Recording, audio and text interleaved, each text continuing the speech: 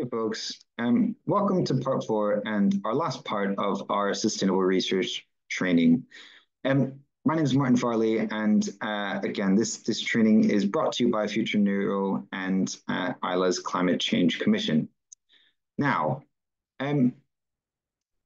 we've looked at some really interesting areas. Now, we've looked at why sustainability is relevant within research in clinical settings.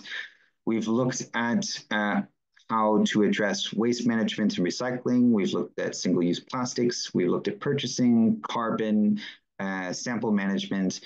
But today we're going to look at some of the wider areas that affect everybody around research. And that's really looking at digital impact, offices and travel, because these are really high impact areas. And we're going to round it out with highlighting the importance of research quality and reproducibility, which is not something we always think about when we think about environmental sustainability, but it is very important.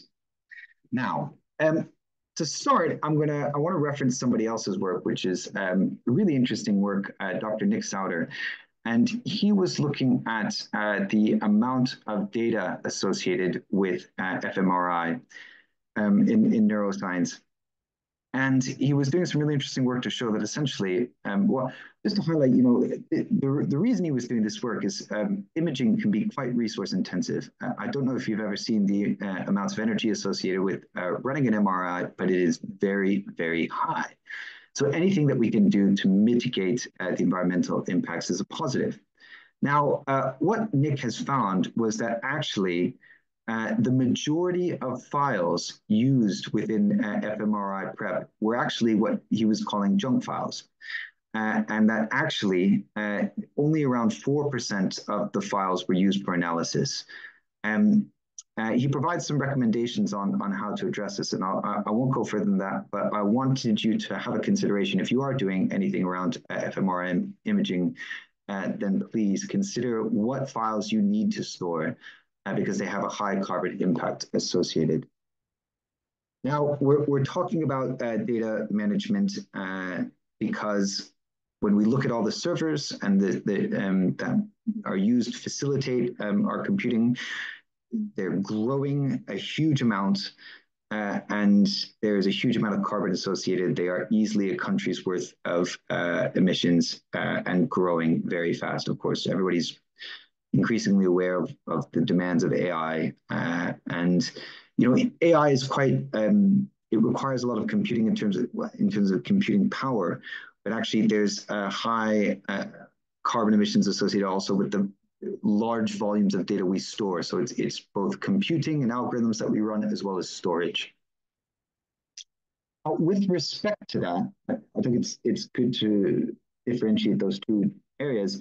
I've got some tips here, which are just ways that we can mitigate our the carbon associated with our computing, and then also for our offices as well, because we all use computing in our day-to-day office work. But actually, there's some simple things that we can do, and actually some of them, well, not all are simple, but let's go through some of these. So first of all, with respect to the embodied carbon of our equipment, use it until its end of life, and then donate when no longer needed. Different companies or institutions will have charitable schemes that where they can donate equipment to charities. But something else to recommend is just that if your laptop might still have life, sometimes you can get a battery replaced and and clean up a laptop, and that'll essentially give it a new lease on life with some software updates. So just to consider the embodied carbon of the materials themselves, donate them if they still have life, but also consider trying to extend that lifespan through some of battery replacements and software updates. Really simple thing, and I know it seems boring, but actually the majority of electricity that goes to power PCs goes towards the monitors. So one thing you can do is just reduce your monitor brightness, and actually sometimes it's better on the eyes if it doesn't go too dim. Typically monitors are set to 100% brightness, and that can actually strain the eyes when too bright.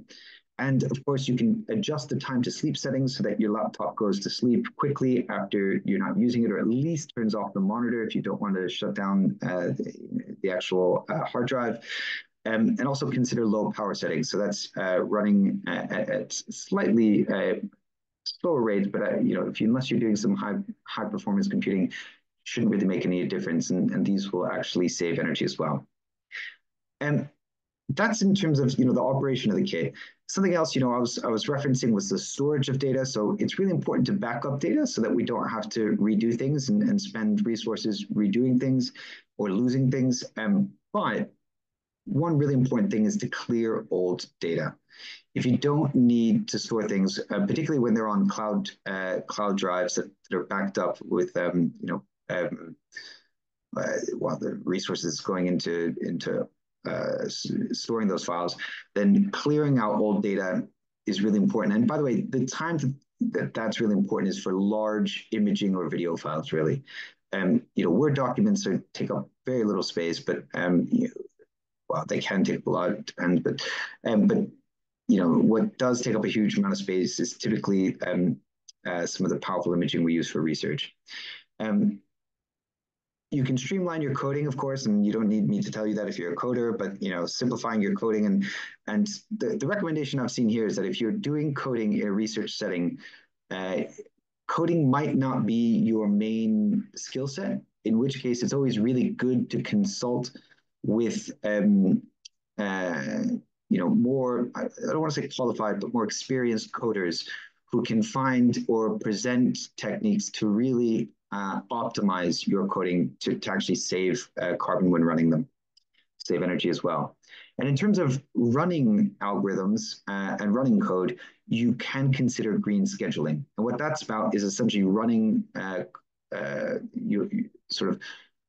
it would be running your codes, for example, overnight when the grid is less strained. So, the grid uses more carbon at high intensity times. So when we all wake up between, 7 and 10 a.m. And then between 4 and 9 p.m., the grid is using its most carbon to generate energy. If you're using it overnight, it's very low carbon grid time. For general offices, just in terms of your offices, if you're not necessarily doing high performance computing, then you can just consider turning off your lighting, turning off your equipment, use composting, and avoid single-use cutlery. And I'm sure you might be familiar with these, but there's pretty standard things we know we can do in the offices, but it's just to remind you of them. So avoid coffee capsules and things that produce a single-use material. And yeah. So those are some simple tips around computing and offices. Now, for reference, I wanted to reference some of the work that this academic from Cambridge has done, Loic Longlong. He's produced an open access calculator for assessing the carbon associated with algorithms. This is Green Algorithms Project, which you can find free online. And if you're interested in reducing the carbon associated with your computing or any of your dry lab space, consider signing up for his digital sustainability certification, which is a free open access system, which has actually just been launched, but has had a lot of interest in it. And I just think is a really great program. Now, travel. Now, if you'll remember back to our first training, I highlighted that, one flight to New York from London is 0.6 tons of carbon, which is a lot. And there's been a lot of academic work that's shown that we need to consider how we fly in academia, and that there are ways, there are ways to mitigate without necessarily costing our careers. You'll be very familiar with a lot of this work, so I'm sure you've heard about the environmental impact of flights, but flights use around 2 to 3% of the world's carbon emissions. So any way that you can mitigate there is good. Now, at UCL, they have a no-fly zone, but that's essentially only for PALs, for that's psychology and language sciences, and that essentially says that if you're going to fly within your Eurostar destination, that you shouldn't fly within your Eurostar destination. You can take a train. And that's different institutions will have different policies in that space, which I think are sometimes it's you shouldn't, if you have to take a train for more than 6 hours, for example, is a common policy I've heard.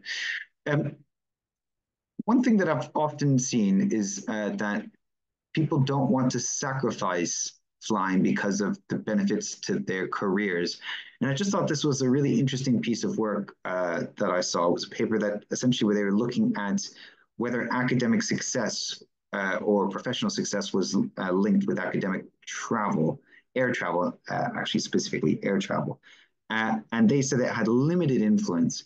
One other outcome from this paper is that they said that the majority of travel is by senior academics, which might not come as a surprise. So what I would say is, I'm not trying to say stop traveling, but if you are going to travel 3 to 4 times a year by flight, I would certainly challenge the value of that and consider if there's not other ways that you can achieve something similar and actually save yourself some energy as well, because air travel and long distance travel takes it out of us. So I think I'll stop there on travel because I think you'll be able to self-consider where it's appropriate. But if you're doing it once per year as an early researcher, it's not really the focus of this. I think the focus is lots of international travel. That's really where the high impact is. Now, something else I just want to highlight, and this is one of the last points I want to make as part of our training, is that reproducible research is sustainable. Now, what do I mean by that? Well, I want to highlight that we've spoken about environmental sustainability of research and clinical work in terms of the materials that we use, the equipment we use, and energy, electricity, and carbon. And we've also spoken about, at the very beginning, the type of research we might do and the outcomes of it and how they might be beneficial or potentially harmful. Here, I just want to highlight the quality of work that we do. So data often represents the resources required to produce that data. So we're producing a lot of data today. So you want to balance in an experiment your end value, or the number of replications you do for an experiment. You want an experiment to be significant, your work to be significant, but you don't want to overdo it so much that you're just wasting resources. And finding that balanced approach is really key here. A lot of funders today are pushing for research to be open access, and in my mind, that represents a better value of investment for those resources. So push to make your research open access, and please consider preprints as well as a way of getting data out there. When a lot of public money goes into producing research, so I think there's in some ways a great responsibility for us to share it in a more open fashion. And I think people are doing a great job with that, I should add. The sector is going in that direction. Something else I wanted to mention is just, we live in a publisher perish world, and people are very aware of it.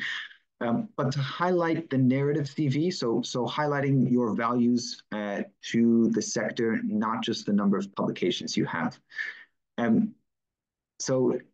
I've got an example on the slide ahead, but this is something from UKRI, from just highlighting the visible versus invisible skills and experience and trying to highlight these in a CV. You can find some support online on how to do this, but essentially this is the type of work that's being done to show value of individuals, to move away from just quantifying publications and impact factors as a way of driving this long term. So I'd really recommend, there's a lot of people who have done a lot of other work in this area, but I think this really does relate to environmental sustainability. The volume of science we do and the quality of it is very much an environmental sustainability issue. When we see how many resources go into it, they are all interlinked. Last thing I just wanted to highlight is that funders are looking into how research is conducted. This area is evolving. And I expect it to evolve a lot. In my day job, I work at a funder in the UK, but I want to give credit to the Concordat for Environmental Sustainability in the UK, which is essentially a sector-wide declaration that we will be addressing 6 principles related to environmental sustainability. So that includes funders and research organizations. In Germany, the DFG has put some guidance for questions in around environmental sustainability. And in the UK, Wellcome Trust and Cancer Research UK have put out environmental sustainability policies. In France, some of the funders have supported something called Le Bon Point 5. So, there's a lot of work by funders across Europe and beyond now that are starting to look at how to support this area. And it's going to develop a lot. It's not settled yet. But I think there's a value to you as a researcher to make your research stand out, to show that you are considering the impact of your research and how it betters society, not just an immediate research outcome, but also how you do your research, to show you've considered the most environmentally sustainable way that you can do it, which says that actually your research is more worth supporting and investing in long term. So that's just a bit of summary of what I was saying. This is going to develop a lot, but consider how you do your research. Consider how you communicate that, if you can quantify it in simple ways, or consider your credentials in this space. And I really do think this is going to evolve a lot in the next few years. So I'm just really excited to see where it goes, and I hope you are as well, really. So I look forward to seeing how science further integrates sustainability. Science has allowed us to understand climate change, and it really does have a responsibility in some ways to help to address it internally as well. So some take-home messages today are, so regarding digital research, only store what you need and consider how you run your algorithms. For your offices, consider the sustainability of them as well. Consider your PCs and turning them off, monitor brightness, turning off lights, composting, and avoiding single-use cutlery. Of course, in travel, avoid long-distance air travel where feasible. That's really the high-impact area, is international long-distance air travel. And please consider how research quality and reproducibility relate to environmental sustainability. Balance the repetitions of experiments with ensuring your research is impactful but not wasteful. Highlight your qualities beyond publication totals, and highlight sustainability in grants, both how the research is done and how it will impact the world to be a better place. Now, the very last message I want to just leave you with is sustainability can be daunting. There's a lot of discussion in the news, and it's not always the most positive about the challenges that our globe is facing. You as researchers or clinicians can have a particularly high impact. And as opposed to feeling down about it, I would feel motivated that actually you can have an high impact. And I hope this training has helped you see some of the ways you can do that. I put a slice of pie in this because I just want to remind you that in the end, we can all just focus on our own little slice of the pie and do what we can.